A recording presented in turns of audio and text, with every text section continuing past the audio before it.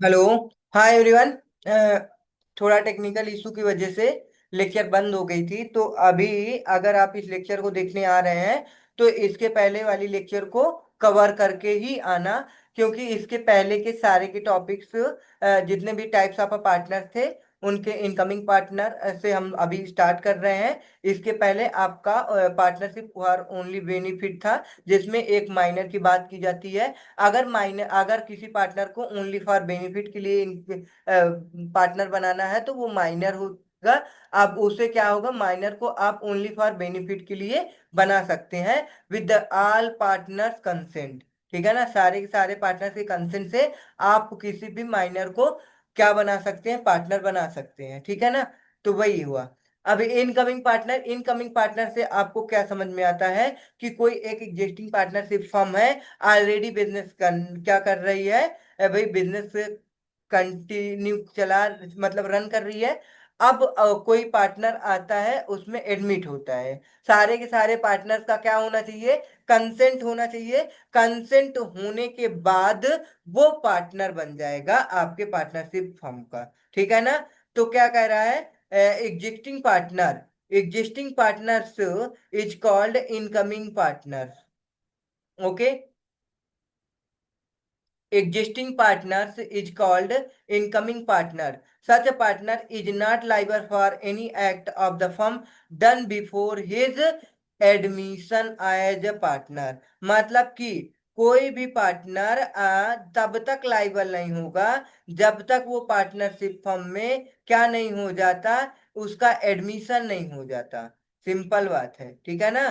क्या कह रहा है कि such partner is not liable for any act of the firm does done before his admission. जब वो देखो, मान लो कि कोई एक डेट दे देते हैं, जैसे कि एग्जांपल दे रखा है, mister A join as a partner 10 September.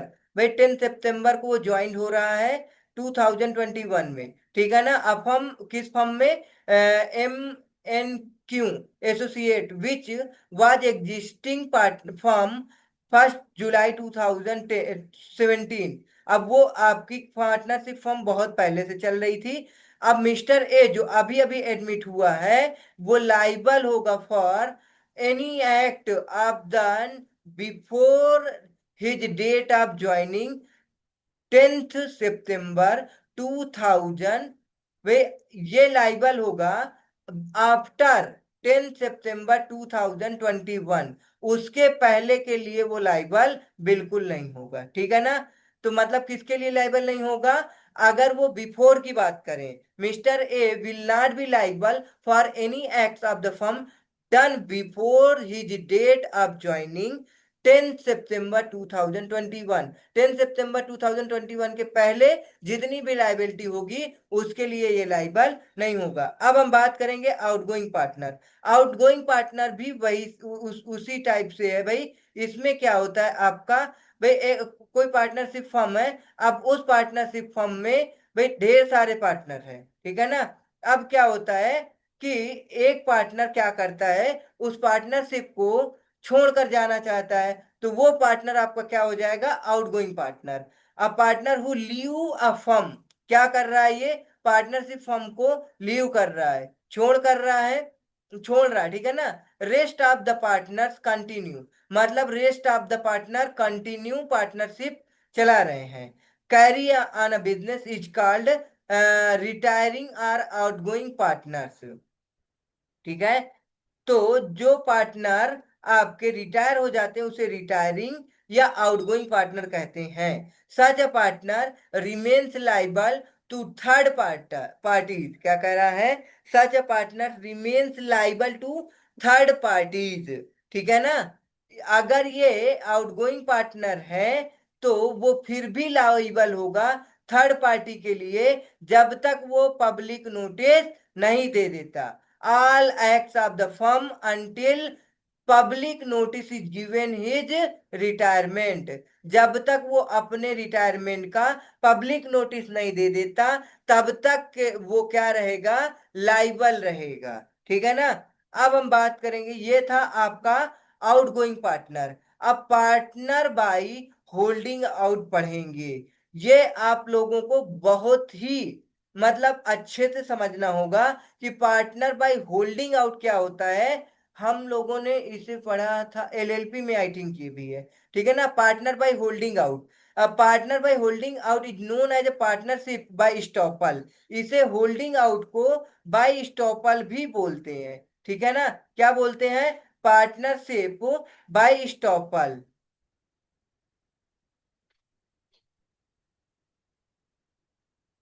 Bye estoppel, partnership by estoppel, where a man hold himself out of partner are allowed other to do it.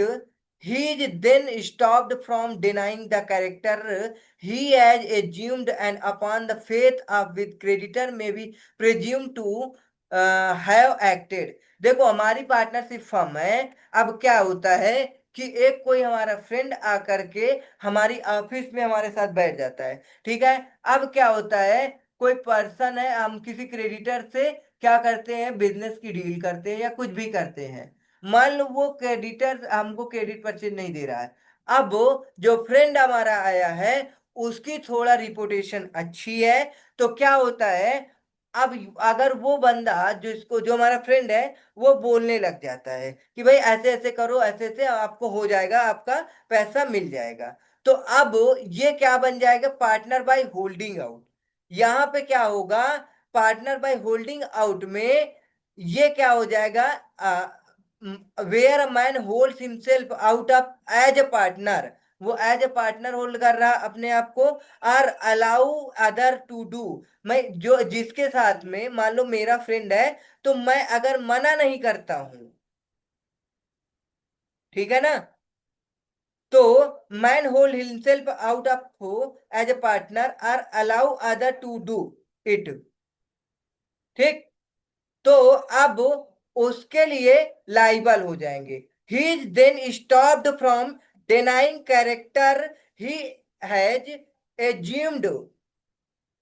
क्या कर लेगा वो क्रेडिटर, उसे एज अ पार्टनर एज्यूम कर लेगा और उसे credit में गुड्स दे देगा। भाई सिंपल बात है, अब वो विश्वास करेगा, फेथ करेगा, फेथ विच क्रेडिटर्स में प्रेज्यूम टू हैव एक्टेड, कि मतलब तुम एज अ पार्टनर एक्ट कर रहे हो। ठीक है ना, पार्टनर नहीं हो। तो इसमें ये 4 पॉइंट कंडीशन आपको याद रखने का। क्या याद रखना है, वो कोई पर्सन है, वो पार्टनर नहीं है, बट अपने आप को हिमसेल्फ रिप्रेजेंट करना रहा है, नोइंगली परमिट कर रहा हूं मैं, मुझे पता है कि भाई ये पार्टनर नहीं है और कुछ गलत भी बोलता है, भाई तो कुछ भी कहता है और मैं उसे मना नहीं करता हूँ। ठीक है ना, तो to be a presented as a partner in a firm when in fact it is not, मतलब फैक्ट ही इज नॉट, मतलब कि वो क्या, वो फैक्ट नहीं है, फिर भी मैं मना भी नहीं कर रहा हूं। He is liable like in the partner in the firm. तो